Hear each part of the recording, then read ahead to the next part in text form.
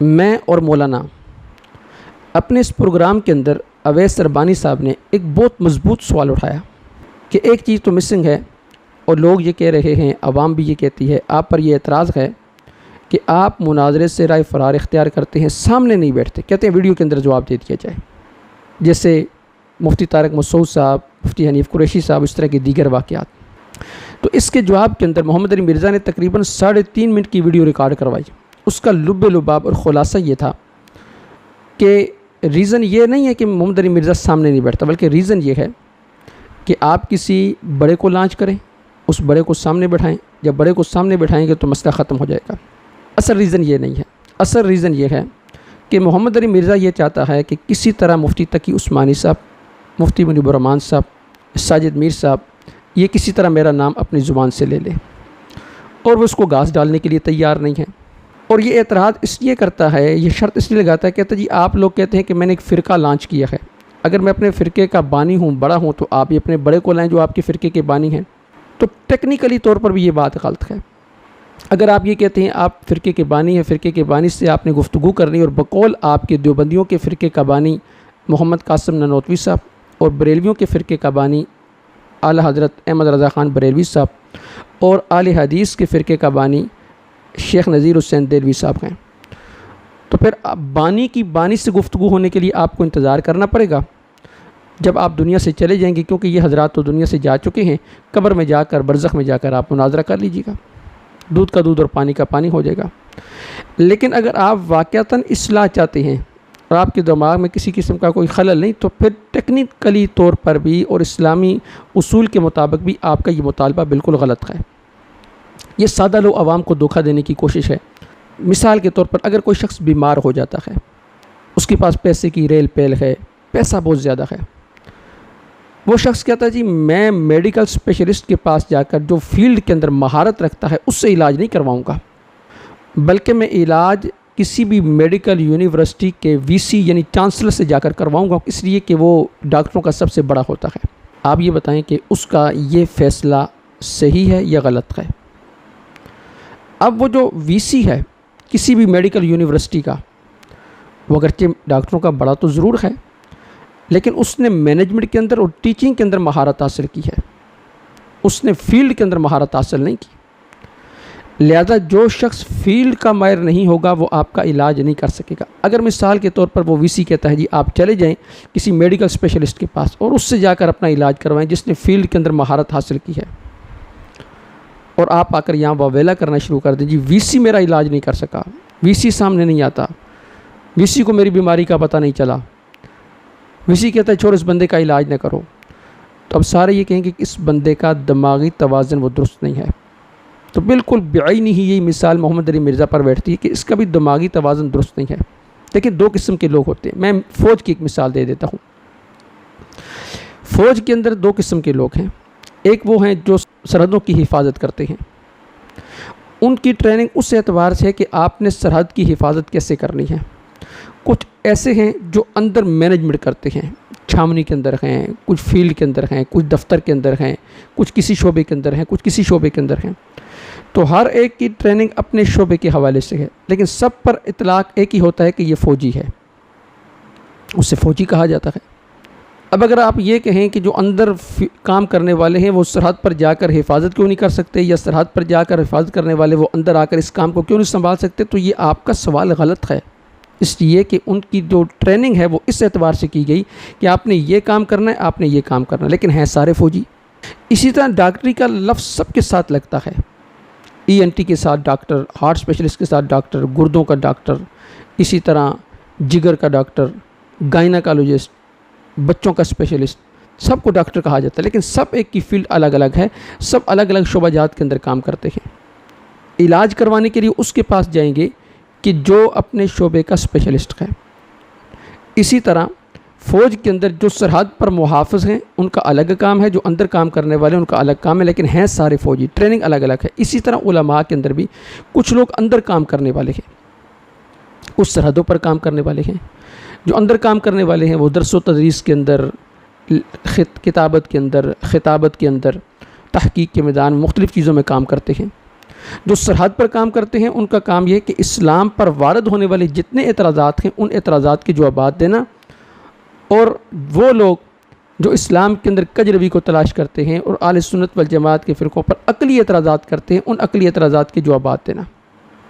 تو عقلی طور پر بھی، ٹیکنیکلی طور پر بھی ہر بندہ یہ کہے گا کہ بھئی اگر فوج نے لڑنا ہے تو جو سرحد پر جن کو ٹریننگ دی گئی ہے وہ جا کے آگے لڑیں گے، اور اسلام پر وارد ہونے والے جو اعتراضات ہیں ان کے جوابات وہ لوگ دیں گے جو اسلام کی سرحدوں پر کھڑے ہو کر اسلام کی حفاظت کر رہے ہیں۔ جیسے مثال کے طور پر ڈاکٹر ذاکر نائک صاحب ہیں، ان کی ایک فیلڈ ہے، وہ عیسائیت کو، یہودیت کو، ہندوازم کو ان کو جواب دیتے ہیں۔ اگر مثال کے طور پر کہا جائے جی کہ محمد علی مرزا صاحب یا کوئی دوسرا شخص، کوئی بھی عالم ہے جو تدریس کرتا ہے یا خطابت کرتا ہے یا کتابت کرتا ہے، وہ ہندوؤں کے سوالات کے جوابات کیوں نہیں دے سکتے؟ کیا وہ عالم نہیں ہیں؟ عالم تو ہیں لیکن اس فیلڈ کے اسپیشلسٹ نہیں ہیں۔ اس فیلڈ کے اسپیشلسٹ وہ ڈاکٹر ذاکر نائک صاحب ہیں، وہ صحیح طریقے سے جواب دے سکتے ہیں۔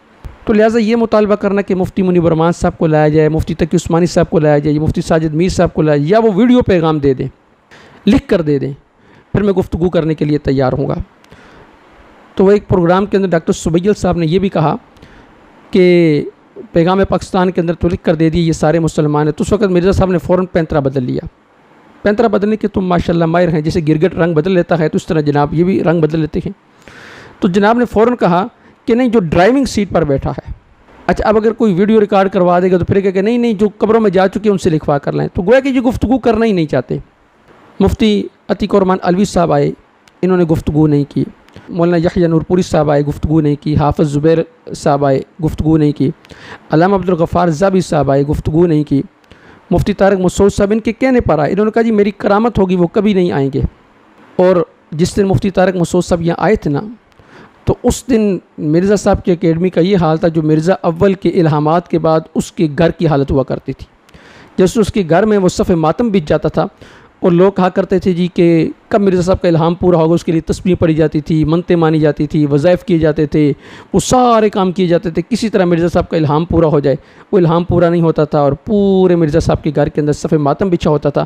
بالکل اسی طرح وہ صف ماتم جس دن مفتی طارق مسعود صاحب آئے تھے اکیڈمی کے اندر بچھا ہوا تھا، اور وہ 48 گھنٹے ان کے لیے وہ قیامت تھی۔ کہتے تھے ٹائم قیامت تک ہے، تو 48 گھنٹے وہ ان کے لیے قیامت تھی۔ تو سب سے پہلے ان کی اکیڈمی کے اندر میں بھی گیا تھا۔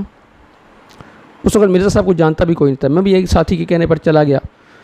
تو مرزا صاحب ان آیات کی تشریح بیان کر رہے تھے، کلوا واشربوا حتی یتبین لکم الخیط الابیض من الخیط الاسود من الفجر۔ اس کی تشریح بھی غلط بیان کی انہوں نے، اور ان کو میرے سامنے بیٹھا دیں بے شک پروگرام کے اندر۔ میں اویس ربانی بھائی کو کہوں گا آپ میرے پاس آئیں، میں آپ کو بتلاتا ہوں کہ یہ کہاں کہاں سے کیسے کیسے بھاگے ہیں۔ تو یہ اپنی اکیڈمی سے اپنے ساتھیوں کو بے یار و مددگار چھوڑ کر بھاگ گیا تھا۔ عثمان وہیں پر تھا اور دوسرے اس کے ساتھی وہ سارے وہیں پر تھے۔ پھر ہمیں کہا جی آپ اکیڈمی سے باہر جائیں، جی ہم نے اکیڈمی بند کرنی، تو ہم اکیڈمی سے باہر نکلے۔ یہ اصل میں سارے بھاگنے کے بہانے ہیں کہ جی فلاں کو بلاؤ، فلاں کو بلاؤ۔ پہلے کہا جی وہ گورے کو بلاؤ، وہ ہمارے مناظرے کا فیصلہ کرے گا۔ تو ظاہر بات اس کو لانچ بھی گوروں نے کیا ہے۔ جب گوروں نے لانچ کیا ہے تو ظاہر بات ایک پروجیکٹ کے تحت، تو ظاہر بات ہے کہ ان کی حمایت تو کرے گا۔ کہا جی مجھے ٹی وی پر بلاؤ۔ جب مفتی عتیق الرحمان علوی صاحب نے کہا جی میں ٹیلی ویژن پر آپ سے گفتگو کرنے کے لیے تیار ہوں، آپ کے ریسرچ پیپر 5B پر بھاگ گئے۔ یحییٰ نور پوری صاحب ان کے گھر آئے، یہ بھاگ گئے۔ میں ان کی اکیڈمی کے اندر گیا، یہ بھاگ گئے۔ مفتی طارق مسعود صاحب آئے، یہ 48 گھنٹے تک اپنے گھر سے باہر ہی نکلے۔ بلکہ مجھے آج بھی وہ میسج اچھی طرح یاد ہے جو ایک لڑکے نے کیا تھا۔ اس نے کہا تھا کہ مرزا صاحب پورے گاؤں کے اندر اکیلا میں آپ کا دفاع کرنے والا تھا، آپ مفتی طارق مسعود صاحب کو بلوانے کے باوجود سامنے نہیں آئے، آج پورے گاؤں کے اندر میری کتے والی ہو رہی ہے۔ یہ اس کے الفاظ تھے بیچارے کے۔